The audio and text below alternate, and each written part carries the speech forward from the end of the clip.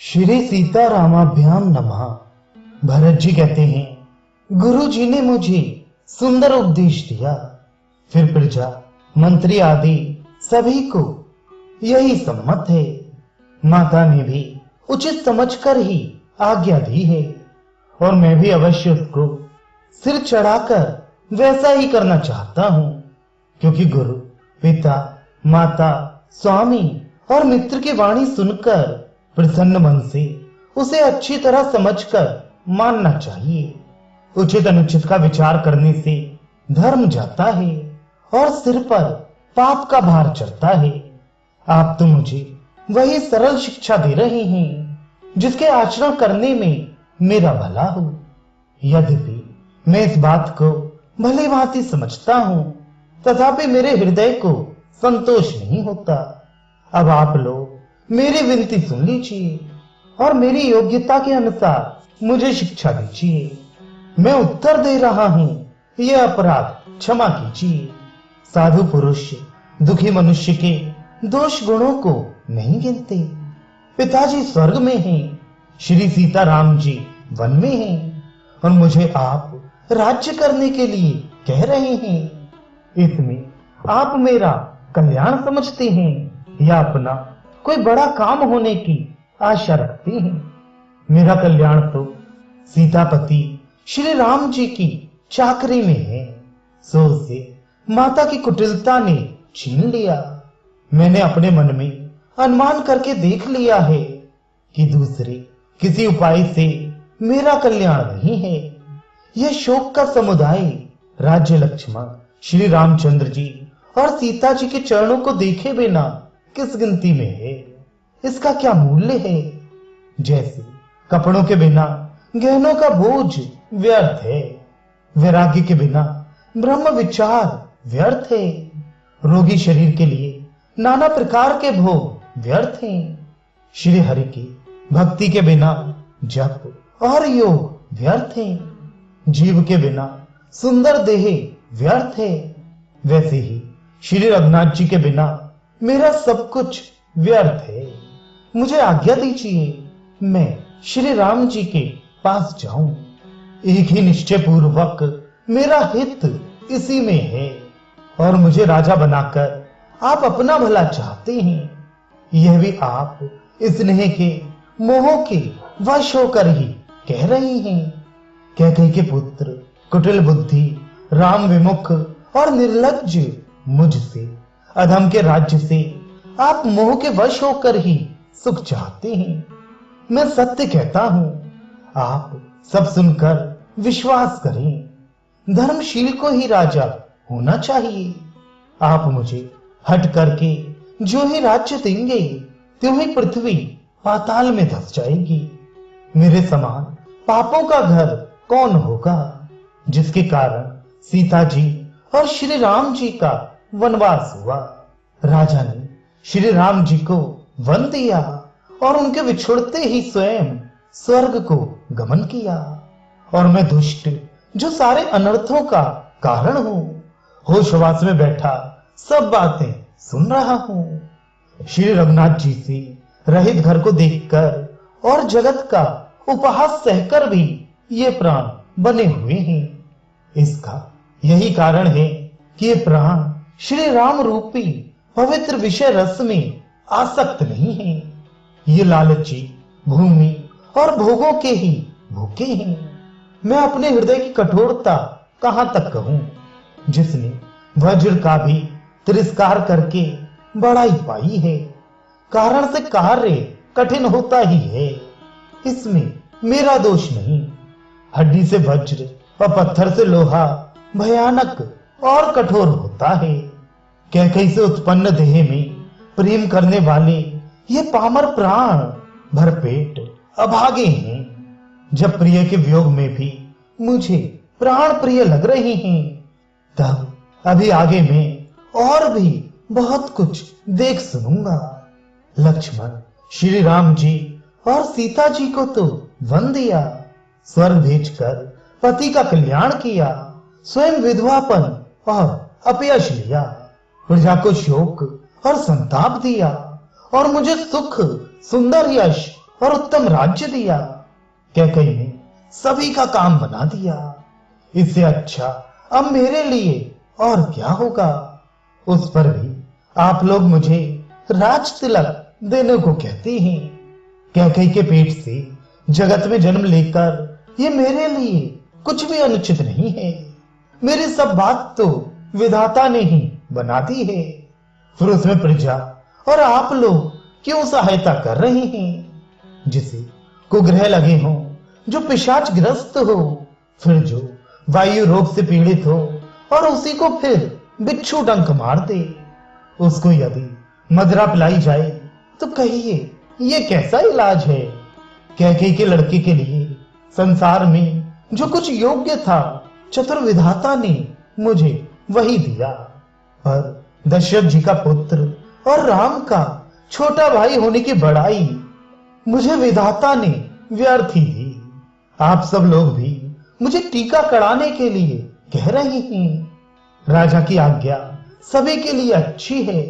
मैं किस किस प्रकार से उत्तर दूं?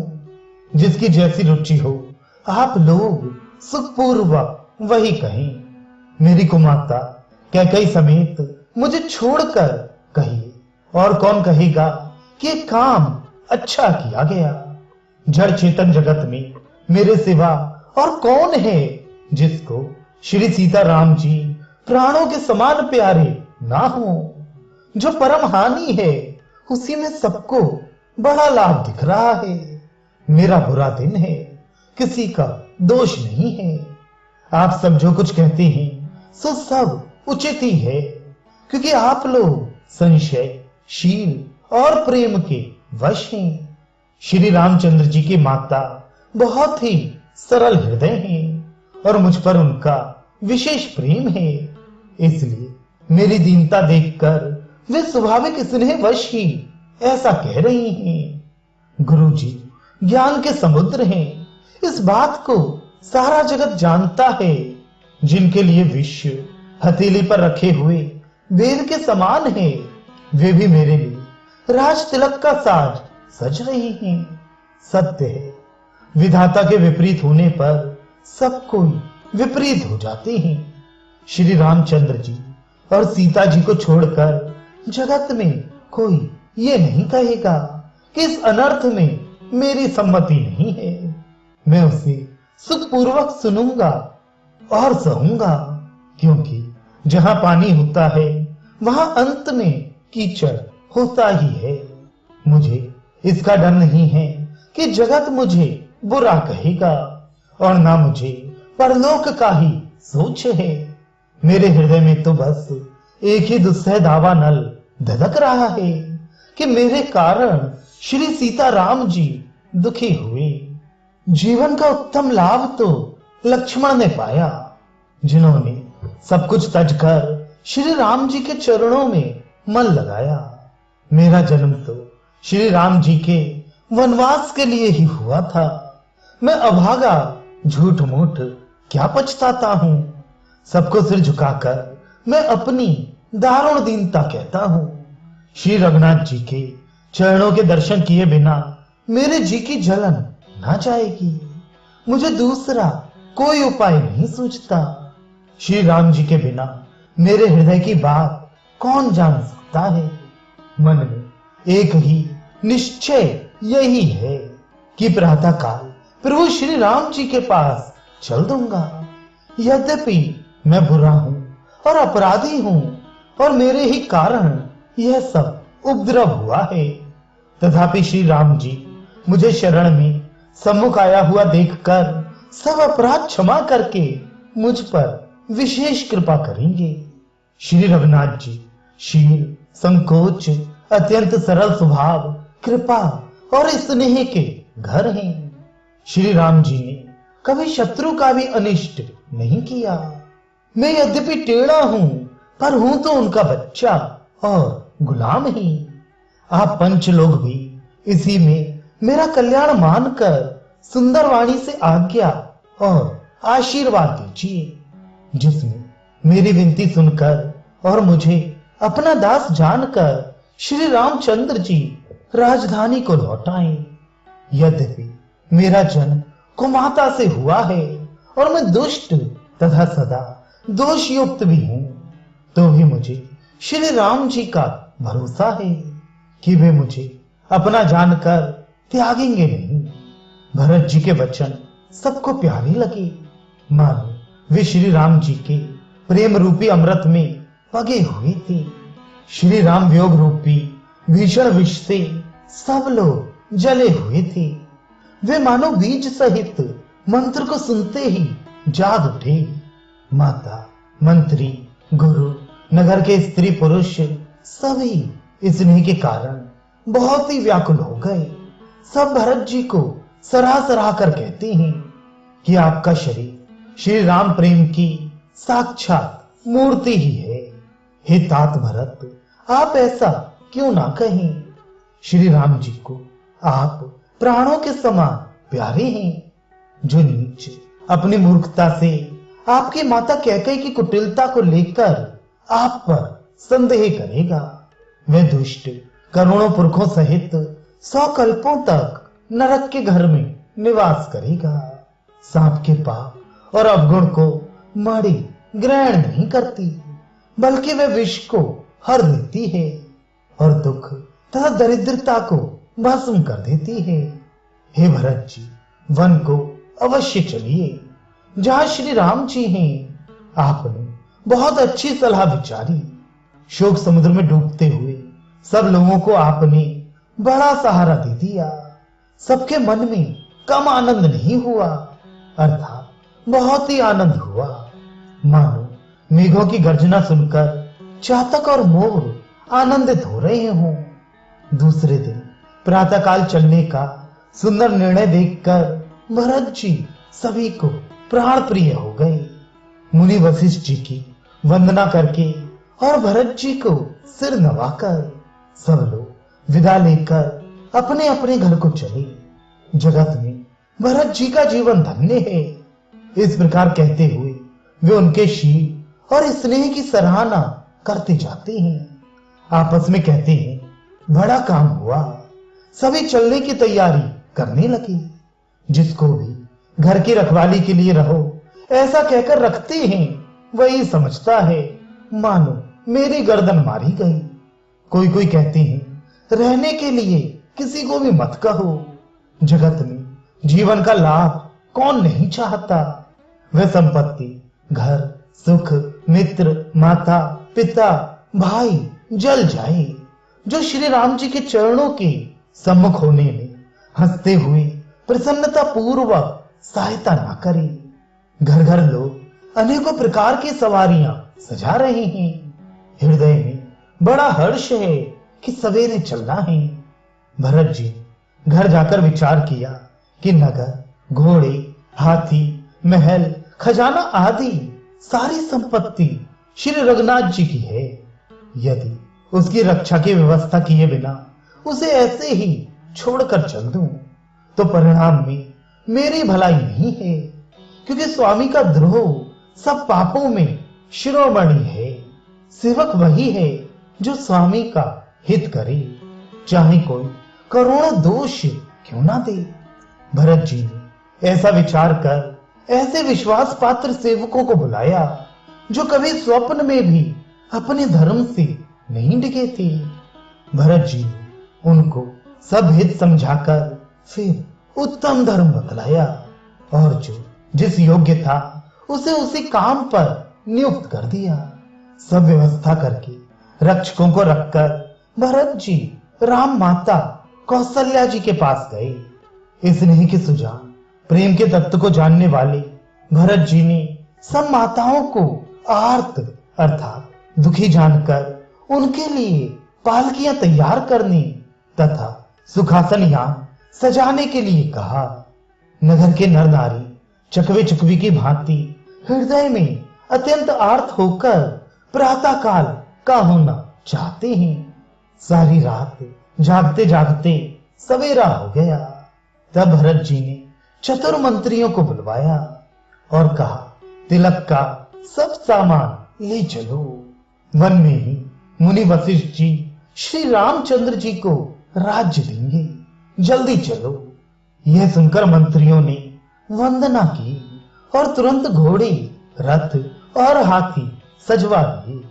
सबसे पहले मुनिराज वशिष्ठ जी, अरुंधति और अग्निहोत्र की सब सामग्री सहित रथ पर सवार होकर चले। फिर ब्राह्मणों के समूह, जो सबके सब तपस्या और तेज के भंडार थे, अनेकों सवारियों पर चढ़कर चले। नगर के सब लोग रथों को सजा सजाकर चित्रकूट को चल पड़े, जिनका वर्णन नहीं हो सकता। ऐसी सुंदर पालकियों पर चढ़ चढ़कर सब रानियां चली।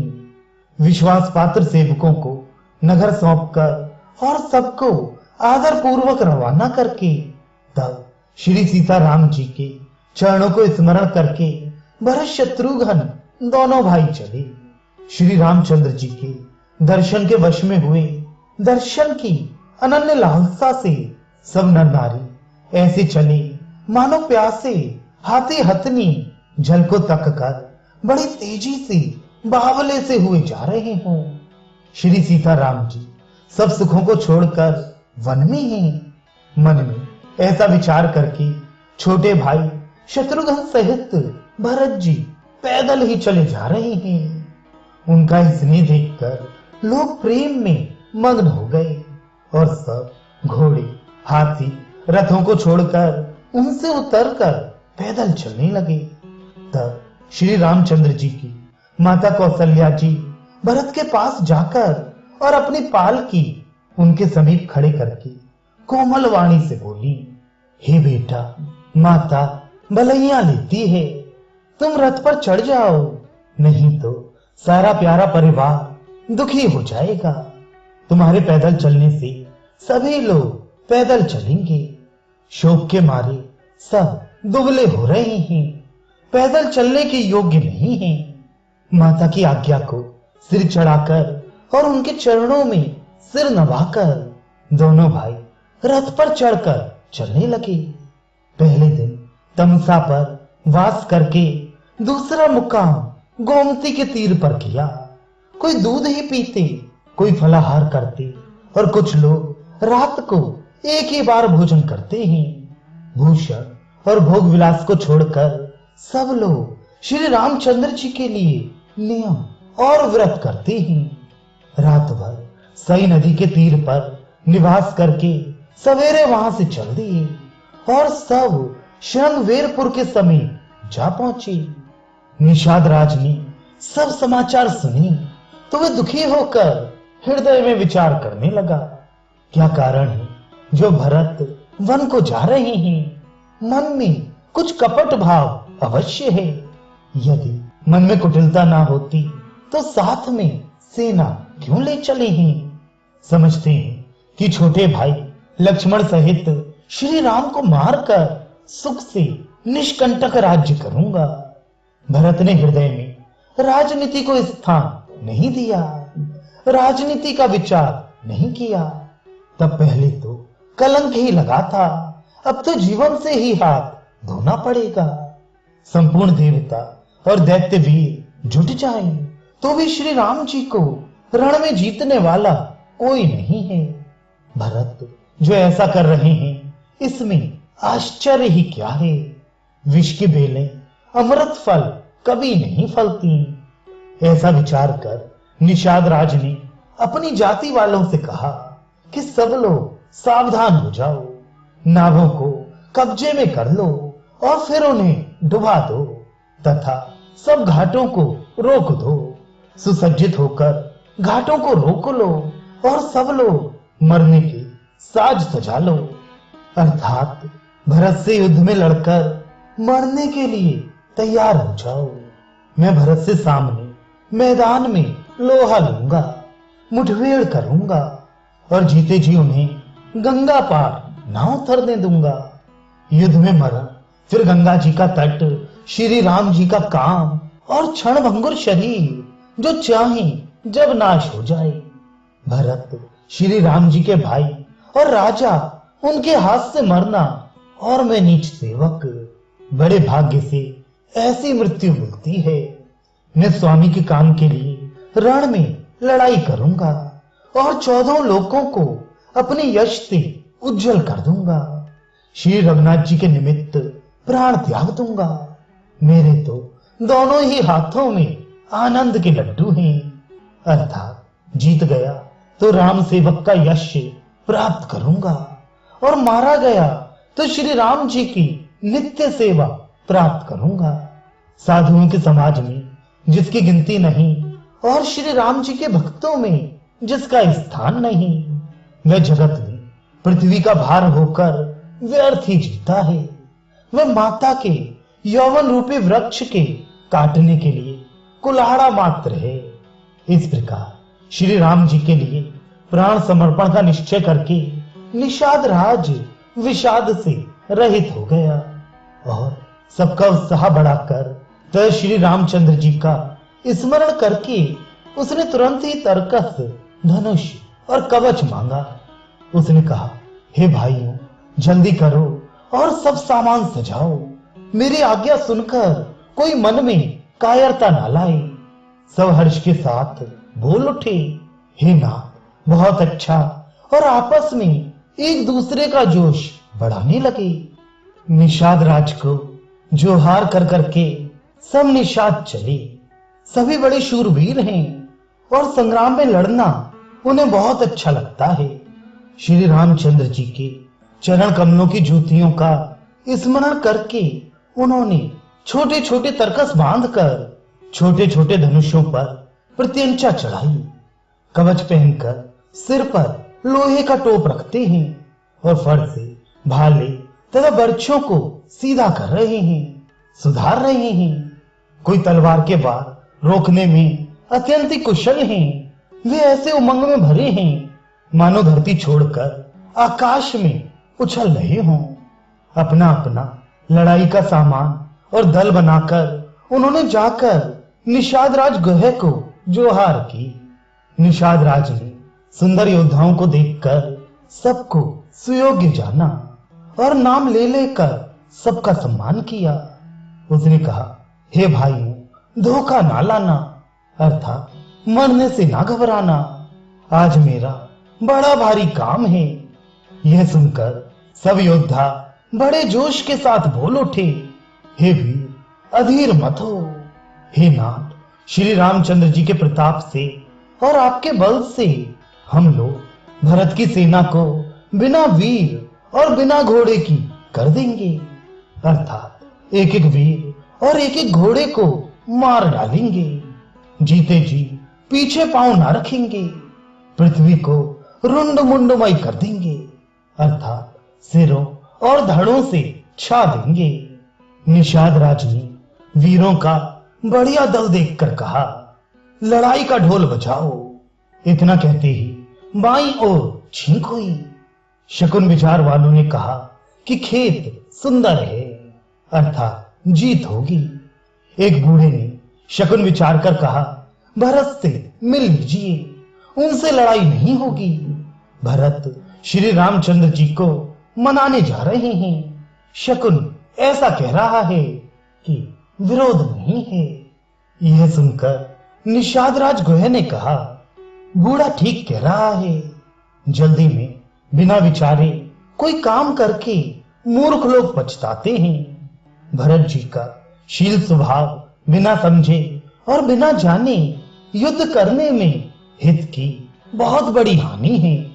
अतः हे वीरों, तुम लोग इकट्ठे होकर सब घाटों को रोक लो। मैं जाकर भरत जी से मिलकर उनका भेद लेता हूं। उनका भाव मित्र का है या शत्रु का या उदासीन का, ये जानकर तब आकर उसी के अनुसार प्रबंध करूंगा। उनके सुंदर स्वभाव से मैं उनके स्नेह को पहचान लूंगा। वैर और प्रेम छिपने से नहीं छिपते। ऐसा कहकर वह भेंट का सामान सजाने लगा। उसने कंद, मूल, फल, पक्षी और हिरण मंगवाए। कहार लो, पुरानी और मोटी पहिना नामक मछलियों के भार भर भर कर लाए। भेंट का सामान सजाकर मिलने के लिए चले तो मंगलदायक शुभ शकुन मिले। निषाद राज ने मुनिराज वशिष्ठ जी को देखकर अपना नाम बतलाकर दूर ही से दंडवत प्रणाम किया। मुनीश्वर वशिष्ठ जी ने उसको राम का प्यारा जानकर आशीर्वाद दिया और भरत जी को समझाकर कहा कि यह श्री राम जी का मित्र है, यह श्री राम का मित्र है। इतना सुनते ही भरत जी ने रथ त्याग दिया। वे रथ से उतरकर प्रेम में उमंगते हुए चली। निषाद राजगुह ने अपना गांव, जाति और नाम सुनाकर पृथ्वी पर माथा टेक कर जोहार की। दंडवत करते देखकर भरत जी ने उठाकर उसको छाती से लगा लिया। हृदय में प्रेम समाता नहीं है, मानो स्वयं लक्ष्मण जी से भेंट हो गई हो। भरत जी गुह को अत्यंत प्रेम से गले लगा रहे हैं। प्रेम की रीत को सब लोग सिहा रहे हैं, ईर्ष्या पूर्वक प्रशंसा कर रहे हैं। मंगल की मूल धन्य धन्य की ध्वनि करके देवता उसकी सराहना करते हुए फूल बरसा रहे हैं। वे कहते हैं, जो लोक और वेद दोनों में सब प्रकार से नीचा माना जाता है, जिसकी छाया के छू जाने से भी स्नान करना होता है, उसी निषाद से अंकवार भरकर अर्थात हृदय से चिपटाकर श्री रामचंद्र जी के छोटे भाई भरत जी आनंद और प्रेमवश शरीर में पुलकावली से परिपूर्ण हो मिल रहे हैं। जो लोग राम राम कहकर जमाई लेते हैं, अर्थात आलस्य से भी जिनके मुंह से राम नाम का उच्चारण हो जाता है, पापों के समूह कोई भी पाप उनके सामने नहीं आते। फिर इस गुह को तो स्वयं श्री रामचंद्र जी ने हृदय से लगा लिया और कुल समेत इसी जगत पावन अर्थात जगत को पवित्र करने वाला बना दिया। कर्मनाशा नदी का जल गंगा जी में मिल जाता है, तब कहीं उसे कौन सिर पर धारण नहीं करता। जगत जानता है कि उल्टा नाम मरा मरा जपते जपते वाल्मीकि जी ब्रह्मा के समान हो गए। मूर्ख और पामर चांडाल, शबर, खस, यवन, कोल और किरात भी राम नाम कहते ही परम पवित्र और त्रिभुवन में विख्यात हो जाते हैं। इसमें कोई आश्चर्य नहीं है, युग युगांतर से यही रीत चली आ रही है। श्री रघुनाथ जी ने किसको बड़ाई नहीं दी। इस प्रकार देवता राम नाम की महिमा कह रहे हैं और उसे सुन सुनकर अयोध्या के लोग सुख पा रहे हैं। राम सखा निषाद राज से प्रेम के साथ मिलकर भरत जी ने कुशल, मंगल और क्षेम पूछी। भरत जी का शील और प्रेम देखकर निषाद उस समय विदेह हो गया, अर्थात प्रेम मुग्ध होकर देह की सुध भूल गया। उसके मन में संकोच, प्रेम और आनंद इतना बढ़ गया कि वह खड़ा खड़ा टकटकी लगाए भरत जी को देखता रहा।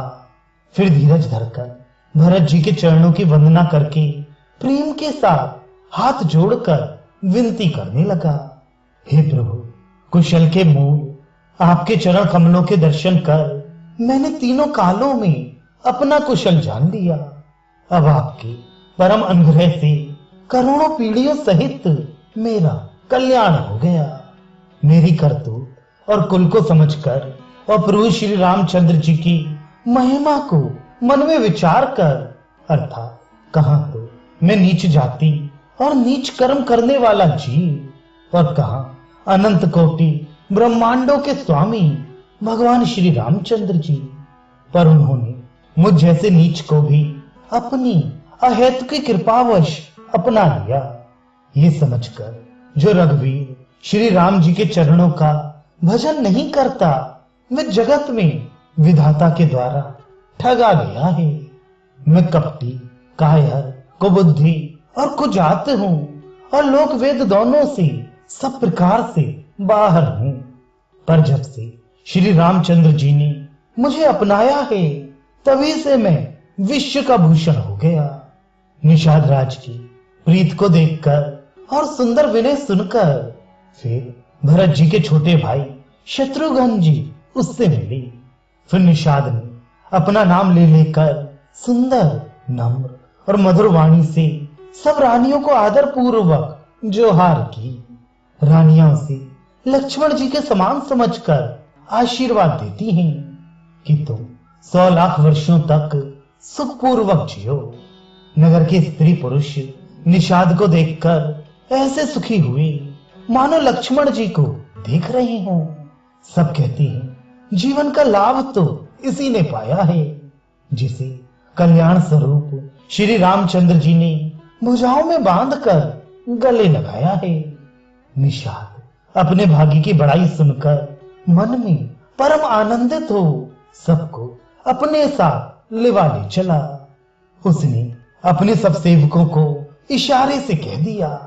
वे स्वामी का रुख पाकर चले और उन्होंने घरों में, वृक्षों के नीचे, तालाबों पर तथा बगीचों और जंगलों में ठहरने के लिए स्थान बना दिए। भरत जी ने जब श्रृंगवेरपुर को देखा तब उनके सब अंग प्रेम के कारण शिथिल हो गए। वे निषाद को लाग दिए, अर्थात उसके कंधे पर हाथ रखे चलते हुए ऐसे शोभा पा रहे हैं मानो विनय और प्रेम शरीर धारण किए चल रहे हों। इस प्रकार भरत जी ने सब सेना को साथ में लिए हुए जगत को पवित्र करने वाली गंगा जी के दर्शन किए। श्री राम घाट को, अर्थात जहां श्री राम जी ने स्नान संध्या की थी, प्रणाम किया। उनका मन इतना आनंद मग्न हो गया मानो उन्हें स्वयं श्री राम जी मिल गए हों।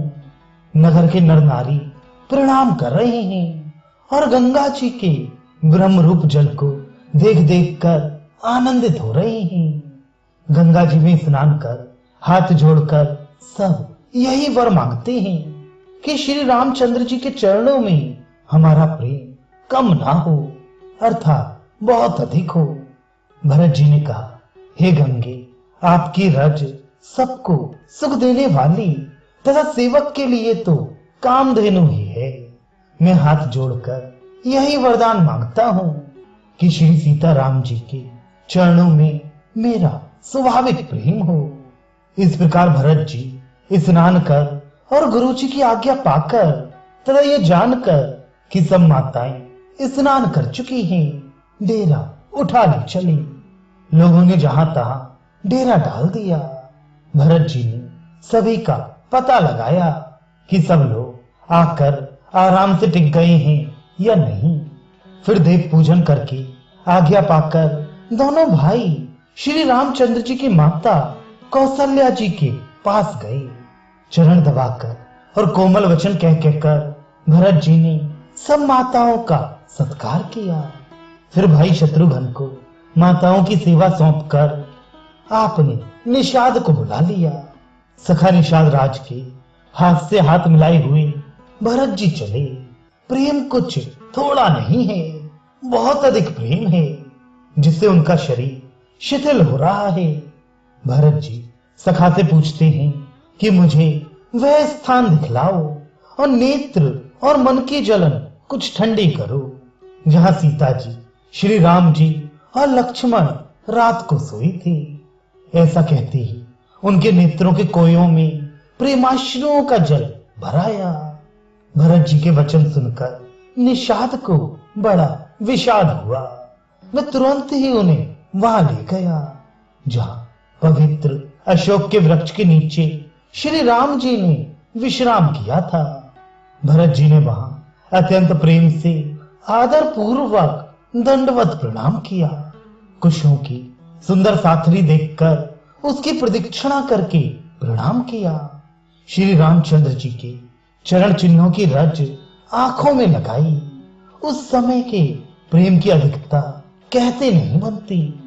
भरत जी ने 2-4 स्वर्ण बिंदु, सोने के कण या तारे आदि जो सीता जी के गहने कपड़ों से गिर पड़े थे देखे तो उनको सीता जी के समान समझकर सिर पर रख लिया। उनके नेत्र प्रेमाश्रु के जल से भरे हैं और हृदय में गिलानी भरी है।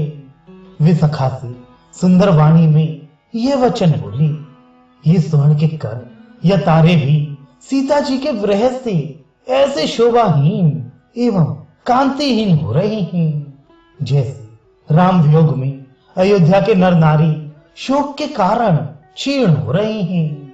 जिन सीता जी के पिता राजा जनक हैं, इस जगत में भोग और योग दोनों ही जिनकी मुट्ठी में हैं, उन जनक जी को मैं किसकी उपमा दूं?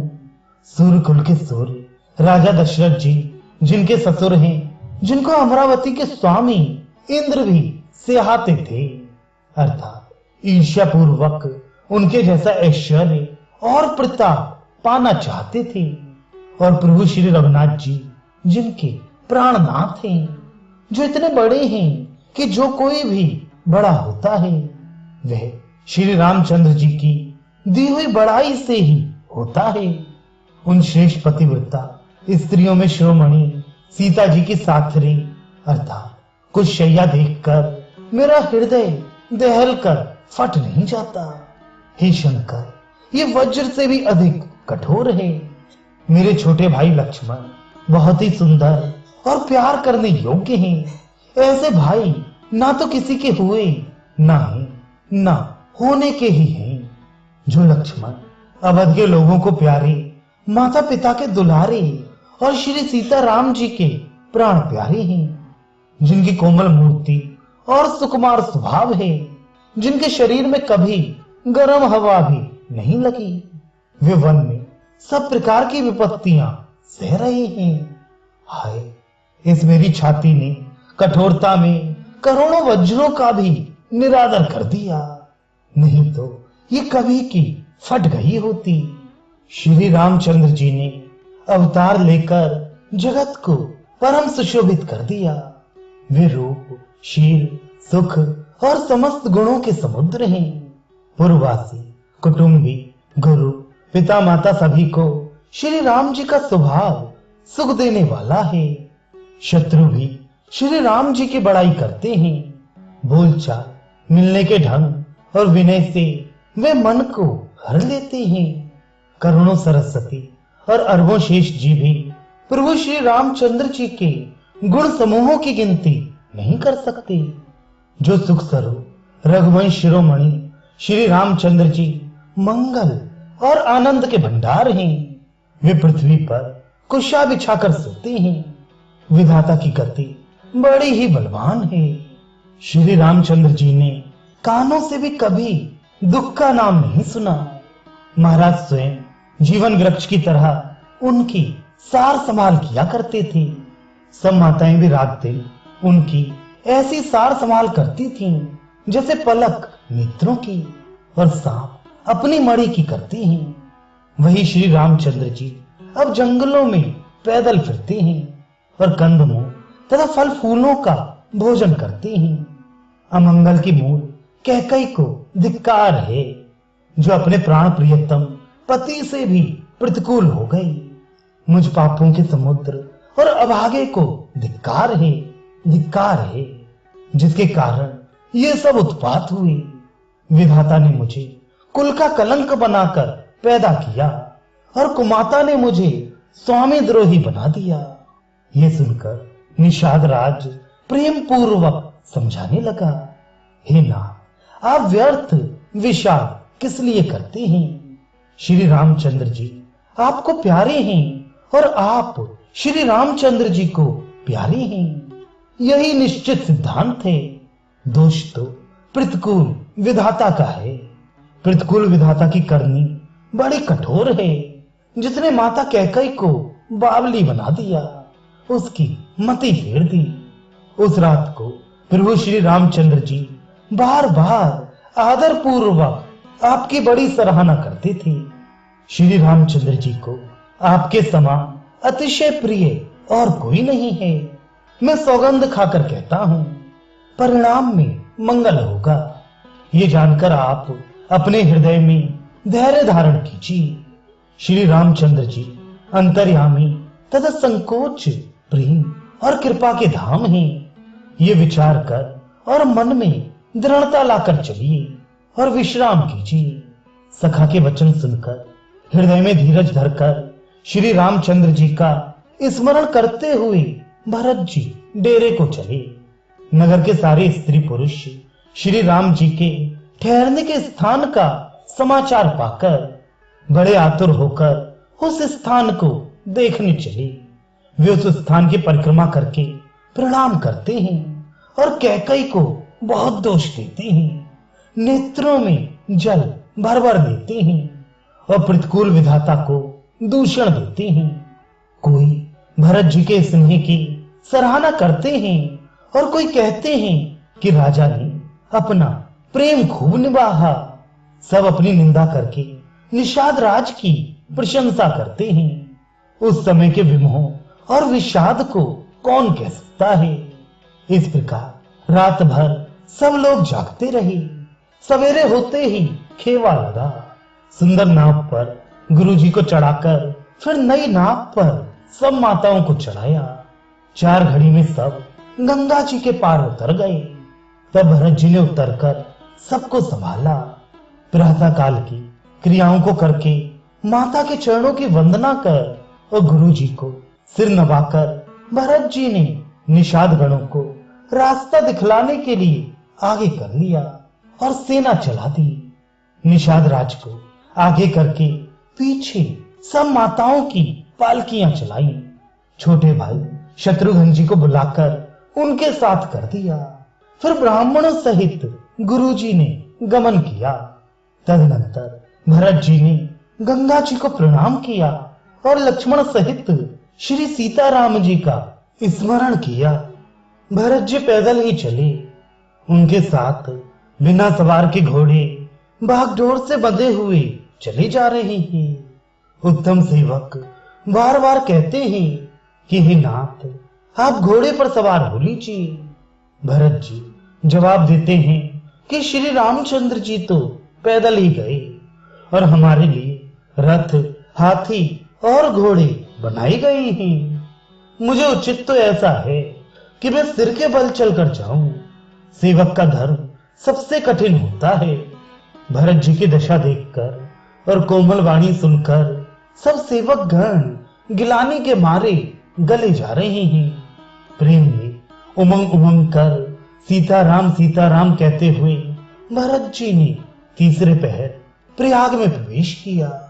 उनके चरणों में छाले चमकते हैं, जैसे कमल की कली पर ओस की बूंदें चमकती हों। भरत जी आज पैदल ही चलकर आए हैं। यह समाचार सुनकर सारा समाज दुखी हो गया। जब भरत जी ने यह पता पा लिया कि सब लोग स्नान कर चुके, तब त्रिवेणी में आकर उन्हें प्रणाम किया। फिर विधि पूर्वक गंगा यमुना के श्वेत और श्याम जल में स्नान किया और दान देकर ब्राह्मणों का सम्मान किया। श्याम और सफेद यमुना जी और गंगा जी की लहरों को देखकर भरत जी का शरीर पुलकित हो उठा और उन्होंने हाथ जोड़कर कहा, हे तीर्थराज, आप समस्त कामनाओं को पूर्ण करने वाले हैं। आपका प्रभाव वेदों में प्रसिद्ध और संसार में प्रकट है। मैं अपना धर्म न मांगने का क्षत्रिय धर्म त्याग कर आपसे भीख मांगता हूँ। आर्त मनुष्य कौन सा कुकर्म नहीं करता। ऐसा हृदय में जानकर सुजान उत्तम दानी जगत में मांगने वाले की वाणी को सफल किया करते हैं। अर्थात वे जो मांगता है सो दे देते हैं। मुझे ना अर्थ की इच्छा है, न धर्म की, न काम की, और ना मैं मोक्ष ही चाहता हूँ। जन्म जन्म में मेरा श्री राम जी के चरणों में प्रेम हो, बस यही वरदान मांगता हूँ, दूसरा कुछ नहीं। स्वयं श्री रामचंद्र जी भी भले ही मुझे कुटिल समझें और लोग मुझे गुरुद्रोही तथा स्वामी द्रोही भले ही कहें, पर श्री सीताराम जी के चरणों में मेरा प्रेम आपकी कृपा से दिन दिन बढ़ता ही रहे। मेघ चाहे जन्म भर चातक की सुधि भुला दे और जल मांगने पर वह चाहे वज्र और ओले ही गिराए, पर चातक की रटन घटने से तो उसकी बात ही घट जाएगी, प्रतिष्ठा ही नष्ट हो जाएगी। उसकी तो प्रेम बढ़ने में ही सब तरह से भलाई है। जैसे तपाने से सोने पर चमक आ जाती है, वैसे ही प्रियतम के चरणों में प्रेम का नियम निभाने से प्रेमी सेवक का गौरव बढ़ जाता है। भरत जी के वचन सुनकर बीच त्रिवेणी में से सुंदर मंगल देने वाली कोमल वाणी हुई, हे तात भरत, तुम सब प्रकार से साधु हो। श्री रामचंद्र जी के चरणों में तुम्हारा अथाह प्रेम है। तुम व्यर्थ ही मन में गिलानी कर रहे हो। श्री रामचंद्र को तुम्हारे समान प्रिय कोई नहीं है। त्रिवेणी जी के अनुकूल वचन सुनकर भरत जी का शरीर पुलकित हो गया, हृदय में हर्ष छा गया। भरत जी धन्य है कहकर देवता हर्षित होकर फूल बरसाने लगे। तीर्थराज प्रयाग में रहने वाले वानप्रस्थ, ब्रह्मचारी, गृहस्थ और सन्यासी सब बहुत ही आनंदित थे और 10-5 मिलकर आपस में कहते हैं कि भरत जी का प्रेम और शील पवित्र और सच्चा है। श्री रामचंद्र जी के सुंदर गुण समूहों को सुनते हुए वे मुनिश्रेष्ठ भरद्वाज जी के पास आई। मुनि ने भरत जी को दंडवत प्रणाम करते देखा और उन्हें अपना मूर्तिमान सौभाग्य समझा। उन्होंने दौड़कर भरत जी को उठाकर हृदय से लगा लिया और आशीर्वाद देकर कृतार्थ किया। मुनि ने उन्हें आसन दिया। वे सिर नवाकर इस तरह बैठे मानो भागकर संकोच के घर में घुस जाना चाहते हैं। उनके मन में ये बड़ा सोच है कि मुनि कुछ पूछेंगे तो मैं क्या उत्तर दूंगा। भरत जी के शील और संकोच को देखकर ऋषि बोले, भरत सुनो, हम सब खबर पा चुके हैं। विधाता के कर्तव्य पर कुछ वश नहीं चलता। माता की करतूत को समझकर तुम हृदय में गिलानी मत करो। हे तात, कैकई का कोई दोष नहीं है। उसकी बुद्धि तो सरस्वती बिगाड़ गई थी। ये कहते भी कोई भला ना कहेगा, क्योंकि लोक और वेद दोनों ही विद्वानों को मान्य हैं। किंतु हे तात, तुम्हारा निर्मल यश गाकर तो लोक और वेद दोनों बढ़ाई पाएंगे। ये लोक और वेद दोनों को मान्य है और सब यही कहते हैं कि पिता जिसको राज्य दे वही पाता है। राजा सत्यव्रती थे, तुमको बुलाकर राज्य देते तो सुख मिलता, धर्म रहता और बड़ाई होती। सारे अनर्थ की जड़ तो श्री रामचंद्र जी का वनगमन है, जिसे सुनकर समस्त संसार को पीड़ा हुई। ये श्री राम का वनगमन भी भावी वश हुआ। बेसमझ रानी तो भावी वश कुचाल करके अंत में पछताई। उसमें भी तुम्हारा कोई तनिक सा भी अपराध कहे तो वह अधम, अज्ञानी और असाधु है। यदि तुम राज्य करते तो भी तुम्हें दोष ना होता। सुनकर श्री रामचंद्र जी को भी संतोष ही होता। हे भरत, अब तो तुमने बहुत ही अच्छा किया। यही मत तुम्हारे लिए उचित था। श्री रामचंद्र जी के चरणों में प्रेम होना ही संसार में समस्त सुंदर मंगलों का मूल है। सो श्री रामचंद्र जी के चरणों का प्रेम तो तुम्हारा धन, जीवन और प्राण ही है। तुम्हारे समान बड़भागी कौन है। हे तात, तुम्हारे लिए यह आश्चर्य की बात नहीं है, क्योंकि तुम दशरथ जी के पुत्र और श्री रामचंद्र जी के प्यारे भाई हो। हे भरत सुनो, श्री रामचंद्र जी के मन में तुम्हारे समान प्रेम पात्र दूसरा कोई नहीं है। लक्ष्मण जी, श्री राम जी और सीता जी तीनों को सारी रात उस दिन अत्यंत प्रेम के साथ तुम्हारी सराहना करते ही बीती। प्रयागराज में जब वे स्नान कर रहे थे, उस समय मैंने उनका यह मर्म जाना। वे तुम्हारे प्रेम में मग्न हो रहे थे। तुम पर श्री रामचंद्र जी का ऐसा ही अगाध स्नेह है, जैसा विषयासक्त मनुष्य का संसार में सुखमय जीवन पर होता है। यह श्री रघुनाथ जी की बहुत बड़ाई नहीं है, क्योंकि श्री रघुनाथ जी तो शरणागत के कुटुंब भर को पालने वाले हैं। हे भरत, मेरा यह मत है कि तुम तो मानो शरीरधारी श्री राम जी के प्रेम ही हो। हे भरत, तुम्हारी समझ में ये कलंक है, पर हम सबके लिए तो उपदेश है। श्री राम भक्ति रूपी रस की सिद्धि के लिए यह समय बड़ा शुभ हुआ है। हेता, तुम्हारा यश निर्मल नवीन चंद्रमा है और श्री रामचंद्र जी के दास कुमुद और चकोर हैं।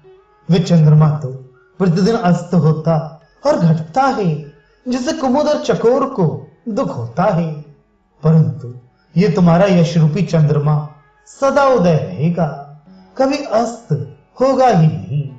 जगत रूपी आकाश में ये घटेगा नहीं, वरन दिन दिन दूना होगा। त्रिलोक्य रूपी चकवा इस यश रूपी चंद्रमा पर अत्यंत प्रेम करेगा और प्रभु श्री रामचंद्र जी का प्रताप रूपी सूर्य इसकी छवि को हरण नहीं करेगा। ये चंद्रमा रात दिन सदा सब किसी को सुख देने वाला होगा। कैकेयी का कुकर्म रूपी राहु इसे ग्रास नहीं करेगा। ये चंद्रमा श्री रामचंद्र जी के सुंदर प्रेम रूपी अमृत से पूर्ण है। यह गुरु की अपमान रूपी दोष से दूषित नहीं है। तुम इस यश रूपी चंद्रमा की सृष्टि करके पृथ्वी पर भी अमृत को सुलभ कर दिया। अब श्री राम जी के भक्त इस अमृत से तृप्त होने राजा भगीरथ गंगा जी को लाई, जिन गंगा जी का स्मरण ही संपूर्ण सुंदर मंगलों की खान है। दशरथ जी के गुण समूहों का तो वर्णन ही नहीं किया जा सकता। अधिक क्या, जिनके बराबरी का जगत में कोई नहीं है, जिनके प्रेम और संकोच के वश में होकर स्वयं सच्चिदानंद घन भगवान श्री राम आकर प्रकट हुए, जिन्हें श्री महादेव जी अपने हृदय के नेत्रों से कभी अघाकर नहीं देख पाए, अर्थात जिनका स्वरूप हृदय में देखते देखते शिव जी कभी तृप्त नहीं हुए, परंतु उनसे भी बढ़कर तुमने कीर्ति रूपी अनुपम चंद्रमा को उत्पन्न किया, जिसमें श्री राम प्रेम ही हिरण के चिन्ह के रूप में बसता है। हेता, तुम व्यर्थ ही हृदय में गिलानी कर रहे हो, पारस पाकर भी तुम दरिद्रता से कर रहे हो। हे भरत, सुनो, हम झूठ नहीं कहते, हम उदासीन हैं, अर्थात किसी का पक्ष नहीं करते। तपस्वी हैं, किसी की मुंह देखी नहीं कहते, और वन में रहते हैं, किसी से कुछ प्रयोजन नहीं रखते। सब साधनों का उत्तम फल हमें लक्ष्मण जी, श्री राम जी और सीता जी का दर्शन प्राप्त हुआ। सीता लक्ष्मण सहित श्री राम दर्शन रूप उस महान फल का परम फल यह तुम्हारा दर्शन है। प्रयागराज समेत हमारा बड़ा भाग्य है। हे भरत, तुम धन्य हो, तुमने अपने यश से जगत को जीत लिया है। ऐसा कहकर मुनि प्रेम से मग्न हो गए। भरद्वाज मुनि के वचन सुनकर सभासद हर्षित हो गए। साधु साधु कहकर सराहना करते हुए देवताओं ने फूल बरसाए। आकाश में और प्रयागराज में धन्य धन्य की ध्वनि सुन सुनकर भरत जी प्रेम में मग्न हो रहे हैं। भरत जी का शरीर पुलकित है, हृदय में श्री सीता राम जी हैं और कमल के समान नेत्र प्रेमाश्रु के जल से भरे हैं। वे मुनियों की मंडली को प्रणाम करके गदगद वचन बोले। मुनियों का समाज है और फिर तीर्थराज है। यहाँ सच्ची सौगंध खाने से भी भरपूर हानि होती है। इस स्थान में यदि कुछ बनाकर कहा जाए तो इसके समान कोई बड़ा पाप और नीचता ना होगी। मैं सच्चे भाव से कहता हूं, आप सर्वज्ञ हैं और श्री रघुनाथ जी हृदय के भीतर की जानने वाले हैं। मैं कुछ भी असत्य कहूंगा तो आपसे और उनसे छिपा नहीं रह सकता।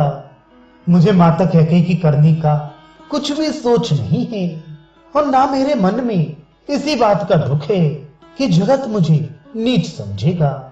न ये डर है कि मेरा परलोक बिगड़ जाएगा और न पिताजी के मरने का ही मुझे शोक है, क्योंकि उनका सुंदर पुण्य और सुयश विश्व भर में सुशोभित है। उन्होंने श्री राम लक्ष्मण सरीखे पुत्र पाए, फिर जिन्होंने श्री रामचंद्र जी के विरह में अपने क्षणभंगुर शरीर को त्याग दिया। ऐसे राजा के लिए सोच करने का कौन प्रसंग है। सोच इसी बात का है कि श्री राम जी, लक्ष्मण जी और सीता जी पैरों में बिना जूती के मुनियों का वेश बनाए वन वन में फिरते हैं। वे वलकल वस्त्र पहनते हैं, फलों का भोजन करते हैं, पृथ्वी पर कुश और पत्ते बिछाकर सोते हैं और वृक्षों के नीचे निवास करके नित्य सर्दी, गर्मी, वर्षा और हवा सहते हैं। इसी दुख की जलन से निरंतर मेरी छाती जलती रहती है। मुझे न दिन में भूख लगती है, न रात को नींद आती है। मैंने मन ही मन समस्त विश्व को खोज डाला, पर इस कुरोग की औषध कहीं नहीं है। माता का बुरा विचार पापों का मूल बढ़ई है। उसने हमारे हित का वसूला बनाया, उससे कलह रूपी कुकाट का कुयंत्र बनाया और 14 वर्ष की अवधि रूपी कठिन कुमंत्र पढ़कर उस यंत्र को गाड़ दिया। यहाँ माता का कुविचार बढ़ई है, भरत को राज्य वसूला है। राम का वनवास कुयंत्र है और 14 वर्ष की अवधि कुमंत्र है। मेरे लिए उसने यह सारा कुठाट बुरा साज रचा और सारे जगत को 12 बाट अर्थात छिन्न भिन्न करके नष्ट कर डाला। ये कुयोग श्री रामचंद्र जी के लौट आने पर ही मिट सकता है और तभी अयोध्या बच सकती है, दूसरे किसी उपाय से नहीं। भरत जी के वचन सुनकर मुनि ने सुख पाया और सभी ने उनकी बहुत प्रकार से बड़ाई की। मुनि ने कहा, हे तात, अधिक सोच मत करो। श्री रामचंद्र जी के चरणों का दर्शन करते ही सारा दुख मिट जाएगा। इस प्रकार मुनि श्रेष्ठ भरद्वाज जी ने उनका समाधान करके कहा, अब आप लोग हमारे प्रेम प्रिय अतिथि बनिए और कृपा करके कंदमूल, फल फूल जो कुछ हम दें स्वीकार कीजिए। मुनि के वचन सुनकर भरत के हृदय में सोच हुआ कि यह वे मौके बड़ा बेडब संकोच आ पड़ा।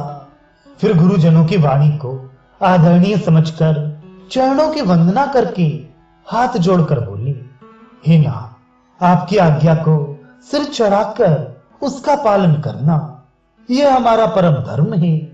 भरत जी के ये वचन मुनि श्रेष्ठ के मन को अच्छे लगे।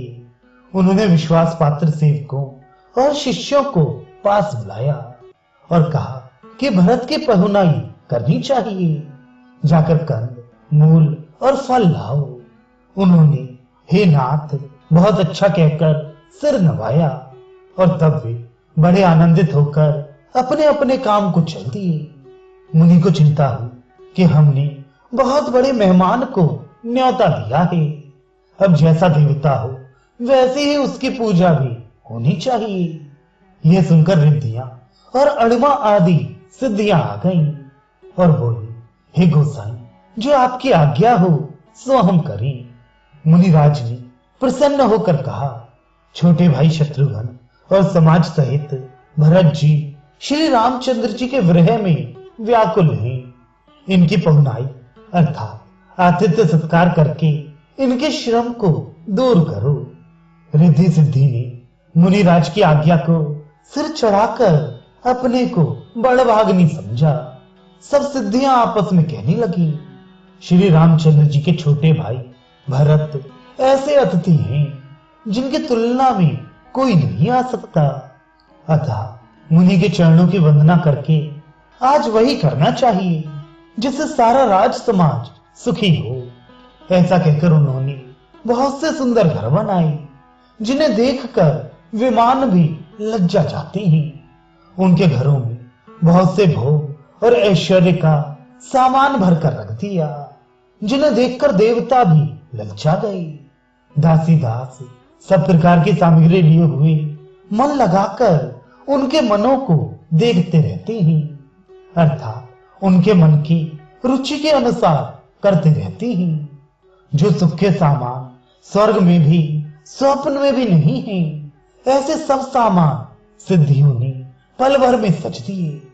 पहले तो उन्होंने सब किसी को जिसकी जैसी रुचि थी वैसे ही सुंदर सुखदायक निवास स्थान दिए और फिर कुटुंब सहित भरत जी को दिए, क्योंकि श्री भरद्वाज जी ने ऐसी ही आज्ञा दे रखी थी। भरत जी चाहते थे कि उनके सब संगियों को आराम मिले, इसलिए उनके मन की बात जानकर मुनि ने पहले उन लोगों को स्थान देकर पीछे सपरिवार भरत जी को स्थान देने के लिए आज्ञा दी थी। मुनि श्रेष्ठ ने तपोबल से ब्रह्मा को भी चकित कर देने वाला वैभव रच दिया। जब भरत जी ने मुनि के प्रभाव को देखा तो उसके सामने उन्हें इंद्र, वरुण, यम, कुबेर आदि सभी लोकपालों के लोग तुच्छ जान पड़े। सुखी सामग्री का वर्णन नहीं हो सकता, जिसे देखकर ज्ञानी लोग भी वैराग्य भूल जाते हैं। आसन, सेज, सुंदर वस्त्र, चंदौवे, वन, बगीचे, भांति भांति के पक्षी और पशु, सुगंधित फूल और अमृत के समान स्वादिष्ट फल, अनेकों प्रकार के तालाब, कुएं, बावली आदि निर्मल जलाशय तथा अमृत के भी अमृत सरीखे पवित्र खान पान के पदार्थ थे, जिन्हें देखकर सब लोग विरक्त मुनियों की भांति सकचा रहे हैं। सभी के ढेरों में मनोवांछित वस्तु देने वाले कामधेनु और कल्प वृक्ष हैं, जिन्हें देखकर इंद्र और इंद्राणी को भी अभिलाषा होती है, उनका भी मन ललचा जाता है। वसंत ऋतु है, शीतल, मंद, सुगंध, 3 प्रकार की हवा बह रही है। सभी को धर्म, अर्थ, काम और मोक्ष चारों पदार्थ सुलभ हैं। माला, चंदन, स्त्री आदिक भोगों को देखकर सब लोग हर्ष और विषाद के वश हो रहे हैं। हर्ष तो भोग सामग्रियों को और मुनि के तप के प्रभाव को देखकर होता है, और विषाद इस बात से होता है कि श्री राम के वियोग में नियम व्रत से रहने वाले हम लोग भोग विलास में क्यों आ फंसे। कहीं इनमें आसक्त होकर हमारा मन नियम व्रतों को त्याग ना दे। भोग विलास की सामग्री चकवी है और भरत जी चकवा है, और मुनि की आज्ञा खेल है, जिसने उस रात को आश्रम रूपी पिंजड़े में दोनों को बंद कर रखा, और ऐसे ही सवेरा हो गया। जैसे किसी बहेलिए के द्वारा एक पिंजड़े में रखे जाने पर भी चकवी चकवे का रात को संयोग नहीं होता, वैसे ही भरद्वाज जी की आज्ञा से रात भर भोग सामग्रियों के साथ रहने पर भी भरत जी ने मन से भी उनका स्पर्श तक नहीं किया। श्री रामचरितमानस मास पारायण